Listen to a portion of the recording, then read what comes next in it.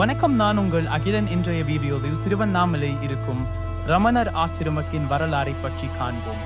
தமிழ்நாட்டின் திருவண்ணாமலைக்கு மேற்கே அருணாச்சல மலைகளின் அடிவாரத்தில் அமைந்துள்ள ரமணர் ஆசிரமம் மகரிஷி ரமணரின் சமாதி ஆலயம் நகரத்தின் மக்கள் கூட்டத்திலிருந்தும் சலசலப்பு இருந்தும் வெகு தொலைவை ஓய்வெடுக்கவும் புத்துணர்ச்சி பெறவும் எல்லா இடங்களிலிருந்தும் ஆன்மீக பக்தர்களை ஈர்க்கிறது.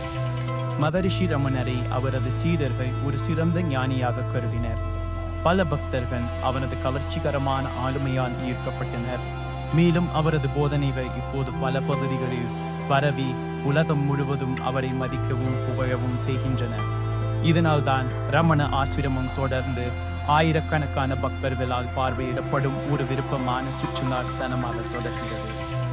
1922 மே 19 அன்று இறந்த அவரது தாயார் அழகம்மாளின் சமாதி சன்னதிக்கு அருகில் ரமண மகரிஷி குடியேறிய பின்னரே ஆசிரமம் படிப்படியாக அதன் தற்போதைய இடத்தில் வளர்ந்தது.